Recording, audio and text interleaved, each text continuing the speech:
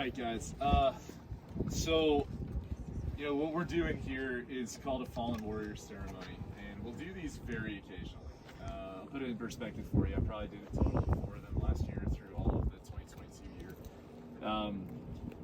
And typically, these Fallen Warrior ceremonies are for someone from the town that we're visiting that doesn't have quite the same connection to the team that Dave's passing had for us. This is a very, very special one for us. And to all of you who are here, I'll start by just saying thank you for taking the time out of your day to share this moment with us, your Thunderbirds, because it means the world to us, and we don't get to do these unless someone raises their hand and says, hey, we'd like you to take a look at this story and see if it's worthy of a fallen warrior. And let me tell you, it sure is. I'm going to start by, if I could part the seas for just a second here, and have you guys take a look at that spot of our airplane. So this is not a museum prop or anything. This is the real Thunderbird 1 fighter's tail 880. It's the tail that I've flown probably 500 times at this point in their demonstrations. And we put Dave's name here for both goes today. And the reason we put it right here in the wheel well is because this is what we call the heart of the jet. So when we take off, the first thing that happens is we pop the gear up, this folds up, and then this door folds up to close in what we call the heart of the aircraft. And if you can kind of picture this as an animal, it very much looks like the heart of the machine, right underneath the engine, right underneath me where we fly. We do that on purpose so we can consciously think about Dave while we're flying. And it's just exceptionally meaningful to us that we got to fly him today, not just in a standard air show, but over the Air Force Academy. The hardest show that we do, the most meaningful show that we do, where we fly over a graduation ceremony and then turn it into a show where people really get to feel the achievement they've just accomplished after going through 4 years of extreme difficulty in this academy and are joining the Air Force that we represent for all of you. So when you look at Dave's story, it so much represents what we stand for here on this team. I've said this before, I'll say it again so you can all hear it. This team is not here to recruit. Recruiting is important, but it's not the mission of this team. If it was, we'd paint the jets blue and silver, like the Blue Angels are blue and gold, and we would be a recruiting tool. These jets are red, white, and blue. They've been that way for 70 years, almost to the day. These are red, white, and blue because this team was founded in 1953 to connect the American population to its military and to provide not a recruiting tool, but an inspiration tool to the public. That's what Dave was. And if you look at Dave's career, Dana, before you guys were serious, before you guys were married and together and working together in the Air Force, even at the academy itself, his achievements are not small. He was a rock star. His shot put capabilities led to a title. Not just that, but my understanding is he's still ranked number 5 of all time today. Is that true? So he's up there on the record board today. And that was just him as a cadet. Where he gets really, really interesting to me, and Dana, I can tell you're the same way, is who he was as a leader.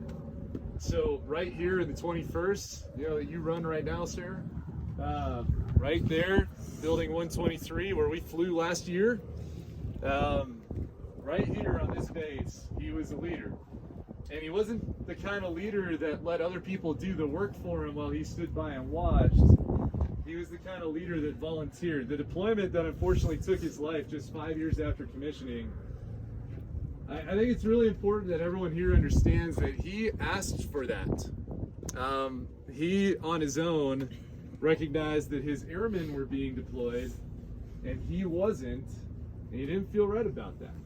So he raised his hand, and he asked to go. And he got his wish. And he didn't get a small AEF, he didn't get a 4-monther, he got a 1-year trip to Afghanistan. And that was not a simple trip, guys. So he was working for CJ Sodif, which are the special operators, working with the Afghan National Army, working with the U.S. Army and the U.S. Air Force. This was a high-risk deployment that he asked for. as a logistics officer. That's an incredible, incredible inspiration to all of us. You know, to not try to avoid a deployment, but to actually say, I'm charging at it. I want to be a part of this. Don't you dare send my airman without sending me. That's who he was. And he went on that deployment, and then it gets a little bit more special because, you know, Dana, you wanted to go with him. And so you asked to spend a 6-monther there to overlap with your husband, which is incredible. And you got to spend Christmas together, and that was about it. And so I'm very glad that you signed up for that deployment, not just to be with him, but also just as a selfless act for your airmen and your service. And I'm very, very glad you did, because you got to see him one more time before the IED took his life. And, you know, for those of you who don't know, Dana is the one who brought him all the way back home. He lost his life on December 27th, 2013, right after visiting Dana for a quick Christmas break. Dana brought him all the way home, all the way back to right here, where my understanding is you guys last got to see each other. And then we buried Dave at the Air Force Academy, right here on campus. And that's where Dave intersects with my team. So I told you this was a special one for us, because for most of us, we were here last year, and we were here when Jinx took us out to Dave's grave, and it was one of the most impacting moments of my entire life to see that a university, not just Arlington National Cemetery, but a university has fallen warriors right there buried on campus of that caliber, of that level of selflessness. And being able to crouch down and see Dave made this a really special trip for all of us. It really reinvigorated our commitment to this job, to connecting that American population to what we do here in the military. It gave me an enormous level of respect for you, Dana, for all of those who have served, and for all of you who graduated from this place, because it is different, and it is very, very special. So Dave is always going to be a small part of this team. He's always going to be somebody who had impact on this team. I know it's been 9 years since he passed, but he's still inspiring. And Dana, I have no doubt that you are too. I just want to say thanks for letting us share with you today, and give Dave a little bit of credit in front of his closest friends and family. So Dana, that's how we know him. But I'll turn this over to you, and really anybody who wants to share a few words about what Dave was like, so we can get to know him just a little bit better as a team. Thank you, boss. This is, of course, obviously a wonderful and incredible honor.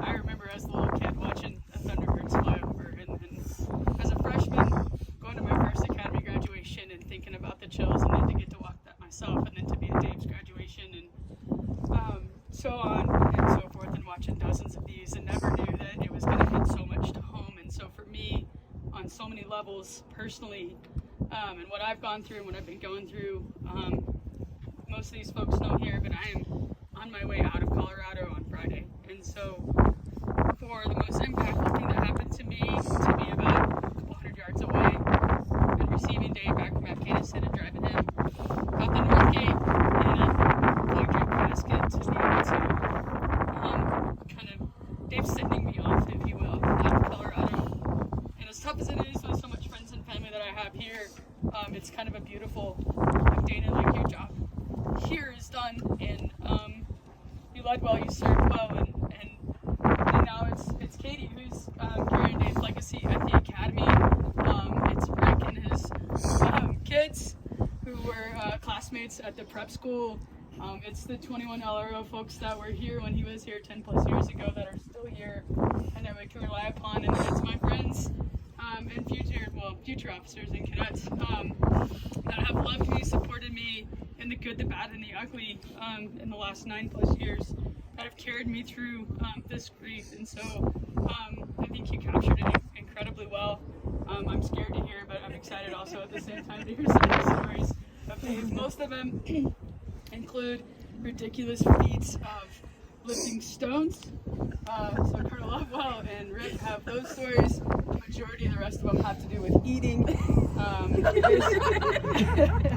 his grave, as you saw, I don't know if you focused on this part, but it's a little sunken in, so he's apparently enjoying the feast in heaven.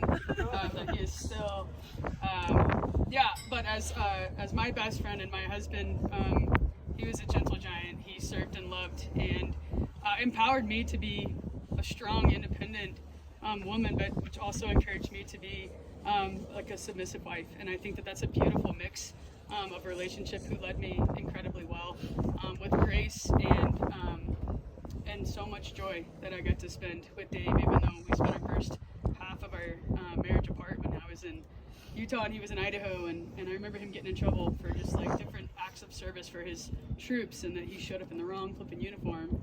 He was supposed to be in blues, and he saw that his troops needed to be in ABUs to do their job, and he actually got written up for being in ABUs to go help them do their job. And so he's like, I'll take that LOC, like I really don't care, we're gonna get the job done. But that's who Dave was. And so this is, I know everybody says this is incredible and this is an honor, and but to be a part of a team of folks that I got to talk to and lead when you were a cadet, Katie, and then Primo to get to catch up with you on the back end of all this is incredible. So thank you, sir. And I asked Jim to maybe say a few words because he was Dave's commander when Dave said he wanted to take off and deploy too, if that's okay. I'd love to hear from anyone. Yes, sir. Great. And I'll keep the comments short. I know there's a lot of folks that want to talk today, but Jim Lovewell, I did have the privilege and honor of my second squadron commander here, and many of you who served with Dave, so much appreciate that seeing you here today. Dana, I want to thank you for your example. We're getting together today to see Dave's name on there, but your example through the whole time that we've known you and Dave and since, thank you for what you're doing to lead and serve in equal measure, and thank you for calling us up today. This is very special. As you know, this morning I didn't know this on the radar, and I'm just thrilled. I screwed up in this lunch with him yesterday, so here we are. Well, I'm thrilled to be part of it. So to the Thunderbirds, to Space Base Delta 1, men and women of the 21st LRS, I do appreciate your taking time out from what you're doing here. It was awesome to watch you all fly over my house in Rock Rimmon yesterday. Hey, that's cool. Didn't know, looking at the website, we get to meet some of you today. But you've given us an opportunity, like Dana said, to take a very dark day those years ago. And that was my memory of seeing a lot of these faces here. I'd flown out of Thule, where I was doing a year remote, to come down here to help out with Dave, Dana, and the family. It just feels right today to do something that just like honoring Dave at the park, which bears his name. This is it's a great honor to be here to remember something positive today and not remember the day down the ramp. Dana and I were texting over Memorial Day, and as I was explaining to her, for my family, my wife and our two sons, who now are grown up and out of the house, our stories of Dave go on and on. Our stories of 21st LRS and service at other assignments that I had here on base. Memorial Day is a phenomenal time to remember those who've given the full measure to us and to those who we've lost, who we knew. It's an everyday thing that goes throughout the year, so we very much keep Dave alive and honor him in our memories. So 3 points that I'll make before wrapping it up today. 3 things that characterize Dave. Number 1 was his character. You can't fake character. You either wake up every day making decisions of character to try to get better and better. I don't think anybody ever arrives, but something that I saw in Dave is every day he was a person of character, he was a leader of character, making those things, making those decisions. And one small example I'll just share with you, I could have so many of them to go on and on. Dave was up camping on a 3-day weekend with Dana. He had his 4-wheel drive, 8,000 horsepower truck, like in the middle of nowhere. We had a fallen soldier from Fort Carson come back, and we lined the base street to go out the base when we have those fallen. Dave drove all the way back down from that campsite to stand there right next to me on the ramp over here as that family had to come to grips with what Dana would have to come to grips with later on. And I said, Dave, you know, you didn't have to be here. We have a lot of people from our unit here today. You didn't have to drive all that way. He did have Colt in the car, by the way, too, his favorite dog. And he said, sir, there's no way I wouldn't be here. And that just really sticks with me. I had no idea we'd be lining the streets for Dave those years later. But that speaks to somebody who's making decisions about character, and it meant that much to him. Drive. Dave was a phenomenal athlete, and he took that with him into his officership, and everything he did in the squadron was all about exceeding the standard, staying later, making sure to serve. That was part of who he was. And I take a look at all the different ways that he demonstrated that, and it just phenomenal in terms of what he taught me. And as a matter of fact, one of the times leading up to Afghanistan, he kept showing up at the squadron, and I told him, go enjoy your motorcycle or your power drill or whatever thing you just bought, and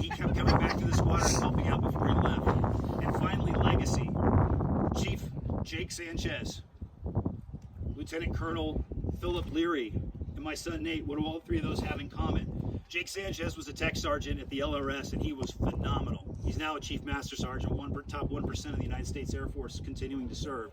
Dave spent a lot of time with him, and they were pushing each other. I saw it in the unit. There are so many others here who did the same thing.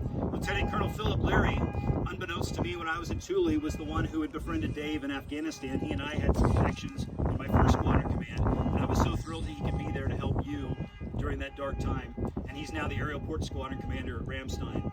And then my son Nate, 2 weeks ago, I got to raise his hand as an old crusty, dried-up, retired colonel and commission him as a logistics readiness officer. He remembers being here when Dave put on captain at that building right over there, building 123, I think it was, for the ceremony. That was as a middle schooler, and he watched over the years of what that meant to him. He said, Dad, there's no way I'd want to commission out of Fort Collins and do anything but be a logistics readiness officer.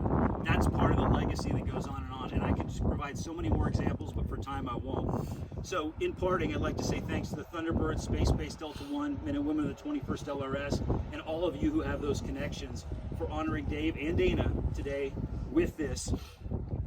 Life well lived, a legacy that continues, and Dana, thank you for your love and your mentorship and all that you continue to do for Dave. Thank you for listening to me.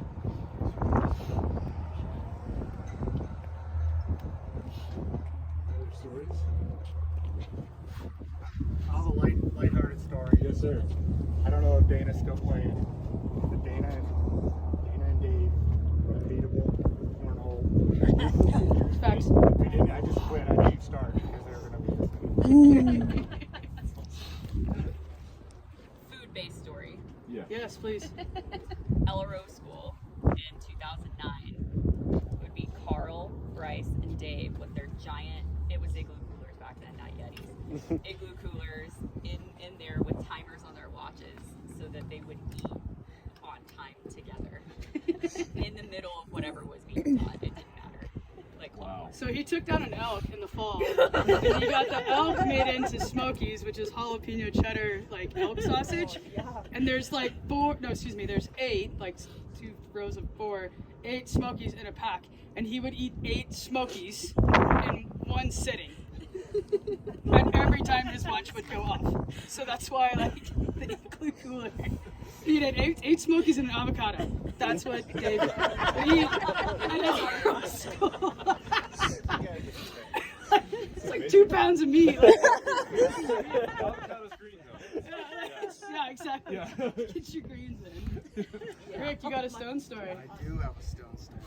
Oh gosh. So, Dave and I were preppies together in B Squad. So, any of you guys, Academy grads, it's the first introduction before you go to the 4-year suck. You have to do the 1-year suck. And, you know, everybody talks about the gentle giant, and I used that term yesterday when we were talking about it last time. But then I'm 5'7", so everybody's a gentle giant. But Dave was massive, and he was strong. I think he was playing football at the time. And I remember every time we got trained a lot because we like shenanigans, right? You know, the high risk, high reward situations. And I always remember during training exercises, you know, you would always look up and then you'd see, I have a vivid image of Dave where you look up and he's sweating, you're sweating, but he still has enough energy to reach down. And I'm going to say help you up. No, he picked me up. So, and I remember there was a rock that we used to always work out at. It was the Spirit Rock or the Stone. It was right on the edge of a cliff. You guys know where the prep school is, on the bridge of the basin. And one day we just was like, you know what, if we get rid of that stone, they can't train us there anymore, right? So, of course, me, the videographer, because I couldn't contribute much, I suppose, and I got the biggest guys that I could think of, one of them being Lizzie, and basically convinced them it would be a great idea to roll the stone over the edge of the hill and then just get rid of it for good. Well, it ended up turning a rallying cry, and sure enough, we got that stone all the way over. As a punishment, they made us roll it all the way down to the bottom so they can bring it back up. So again, I recruited Dave, one of the strongest guys I knew, to help me out. As long as I didn't help, you know.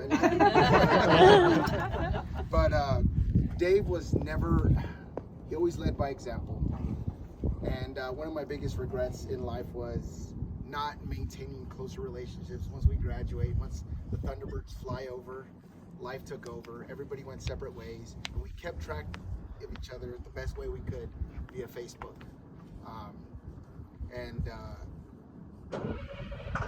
That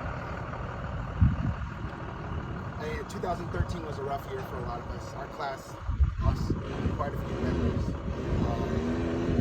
In December, I just had Julian, and I remember thinking, Memorial Day, I took my kids to go see Dave for the first time, and it was meaningful because I told my kids, it's like we have a Memorial Day to remember those,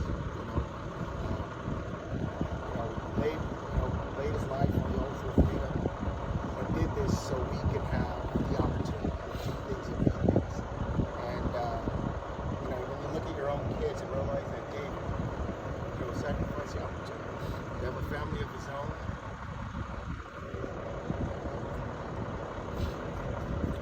I'm eternally grateful for that.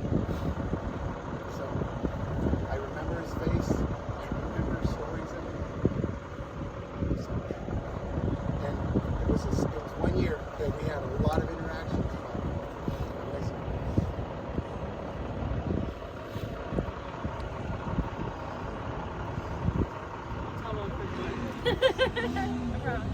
Gotta be funny. I'm tired of crying. So there are so many funny stories. Because Dana and Dave's house was always, for us sponsor kids, just like a safe place for us to go, let off steam with people that understood us and loved us regardless. And I was not a good cadet at all. I think I pissed both of them off. We were just talking about this the other day at the Texas Roadhouse. Because what were we I don't remember what we were talking about, but I just had Pretty sure it's yeah. Okay. Okay. So Dave's dog Cole does fine. Okay. And I told him, I remember saying, Dave, like, why would you name your dog after a gun? I'm gonna call him Ringo after one of the Beatles. And so I kept calling Cole Ringo. They look like puppy, and I think Dave was really upset at the fact that I kept calling. He's gonna get confused. So you can't name a dog after a gun. You just gotta name it Ringo, like after the Beatles. So I don't know. And then the other serious one. So like this is Dave, right? Like so at practice one day, I was like freshman or sophomore year. Something, when you're tired, you're pulling all nighter, you're just grumpy, and like you have all these excuses. And I think I threw every single one of them out there because I didn't want to be there. And I hadn't quite understood I hadn't understood anything yet at that point. And Dave was volunteer coaching. We were inside and throwing the shot put. And he said, are you gonna complain or are you gonna throw? And he wasn't mad. He wasn't it was just plain. Are you gonna complain or are you gonna throw? And because again, because I knew that they loved us so much. And it was just this yeah, I'm gonna throw. I'm gonna choose to do the right thing. And it was his example that he led by every single day. Dana and Dave both. There's so many of us that owe every single other good decision after that, positive trajectories in our lives, changes that we made to your guys' steadfast example. I have a story. So I was active duty, and there was a few of us in the squadron, and we would go do this run, and it was about 3 miles, and I'm not a very good runner, and every time we would go do this run, it was through the park and everything, and out there. I would do it very slowly, but every time Captain Lyon would come back and grab somebody and run back with them, and he'd run back again and grab somebody and run back with them. And it was every time. It wasn't just I'm gonna run and grab one person. It was every single person he would run back and grab. And another one would be we were at the gym and I was gonna do a pull-up and I was like, I cannot, there's no way I can do a pull-up. He's like, Dana, just do it. And so he grabbed my legs and he helped me up. He was just so calm about everything. And it was just amazing. And I'm so thankful to be here. Thank you. Thank you all so much. Thank you guys. So we're gonna take a picture with you guys. First, I wanted you to have something to remember us by, Dana. So this is for you.